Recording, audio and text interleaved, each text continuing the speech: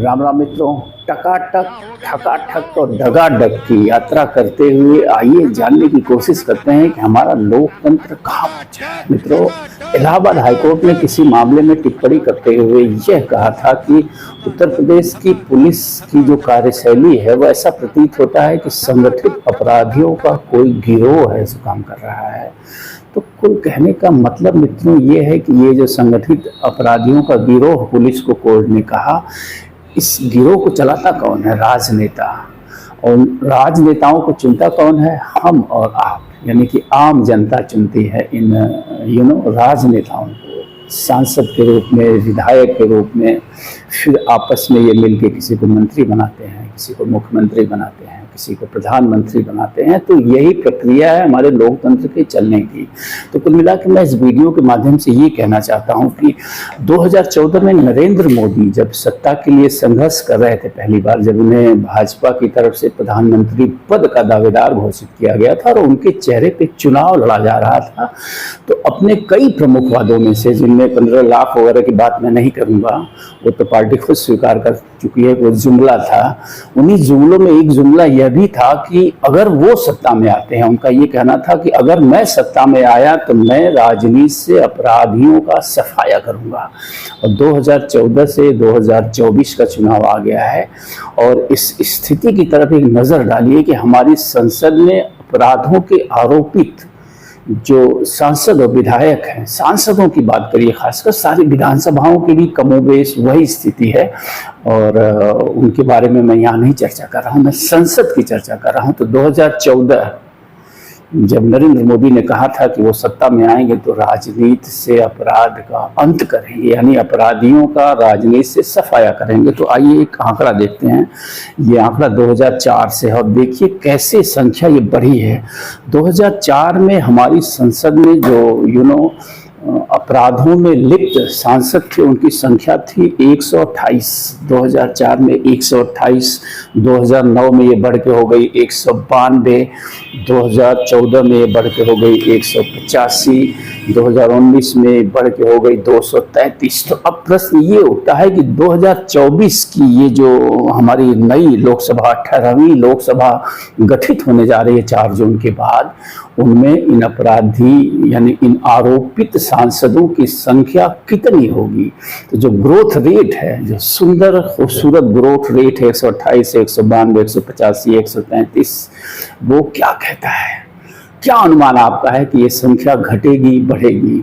अगर प्रत्याशियों की लिस्ट देखी जाए, फहरिस्त देखी जाए, तो होड़ सी दिखी है सारे पार्टियों में। किसी एक पे मैं आरोप नहीं लगा रहा हूँ, चाहे वो एनडीए गठबंधन हो, चाहे इंडिया गठबंधन हो, चाहे वो कोई भी पार्टी हो, सब में होड़ मची रही है कि कौन कितने अधिक अपराधी प्रवृत्ति के प्रत्याशियों को अपनी पार्टी में ला सके और उन्हें टिकट दे सके, क्योंकि इनके साथ जीतने की संभावनाएं अधिक हैं, अधिक दिख रही हैं पार्टियों को।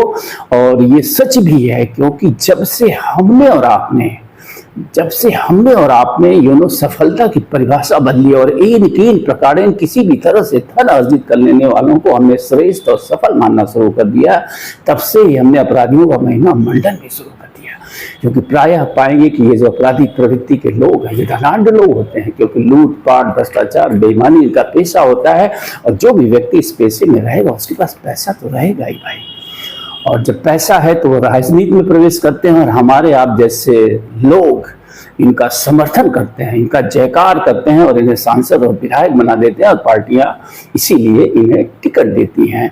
तो कुल मिला के जो चीज़ें दिख रही हैं, जो चीज़ें दिख रही हैं, वो तो साफ साफ यही संकेत कर रही हैं कि इस बार संख्या 233 से बढ़ के जाने 400 पार न पहुंच जाए। मैं तो ये कह रहा हूँ कि कहीं 400 पार न हो जाए ये संख्या। तो मित्रों, कुल जो कहने का मतलब है वो ये है कि ये जो लोकतंत्र का स्वरूप बिगड़ता जा रहा है दिन प्रतिदिन, इसे बदलना होगा। ये स्वरूप कहाँ लेके जा रहा है हमें, उसी का दुष्परिणाम आप चारों तरफ देखिए ना। देखिए अब पार्टियों में कैसे होड़ मची रही है। भाजपा को ले लीजिए आप, बड़ी बड़ी बातें करने वाले नरेंद्र मोदी और उनकी टीम। आप अपने आसपास ही देखिए, अपराधियों के लिए, अपराधी मानसिकता के लोगों के लिए, भ्रष्टाचारियों के लिए इनके दरवाजे खुले ही नहीं हैं, बल्कि स्वागत के लिए इनके बड़े बड़े नेता फूल माला लेके खड़े हैं कि भाई आओ, तुम्हारा स्वागत है, तुम हमारी वॉशिंग मशीन में एक बार ये प्रवेश करो और तुम एकदम धवल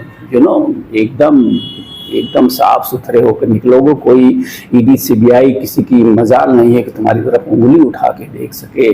एक बार अगर तुम भाजपा की वॉशिंग मशीन से होके गुजर गए तो कुल मिला के कहने का मतलब है सबके अंदर ये प्रवृत्ति है। मैं सिर्फ ये एनडीए जो सत्तासीन पार्टी है उसी पे आरोप नहीं लगा रहा हूँ। सत्तासीन पार्टी के पास कुछ अधिकार होते हैं, उस अधिकारों से इन्हें ज्यादा संरक्षण दे पाती है, लेकिन विपक्षी पार्टियां भी जो हैं सब में ये होड़ मची रही है अपराधियों को अपने पार्टी में शामिल कराने के और उन्हें सांसद और विधायक बनाने का। तो कुल मिला के मेरा कहने का मतलब ये है कि ये 2024 का चुनाव लगभग अंतिम पड़ाव पे पहुंच चुका है। 6 चरण की वोटिंग हो चुकी है, 7वां चरण शेष बचा है और इसमें कुछ खास होने नहीं जा रहा है।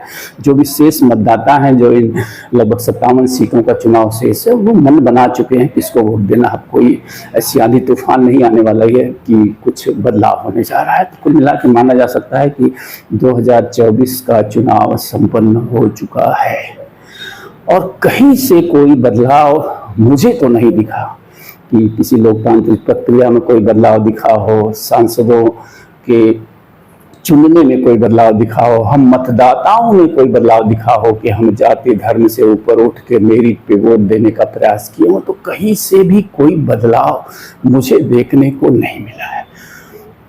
तो कुल कहने का तात्पर्य है कि आखिर लोकतंत्र को हम कहाँ लेके जा रहे हैं, आखिर हम देश में कैसा लोकतंत्र चाह रहे हैं।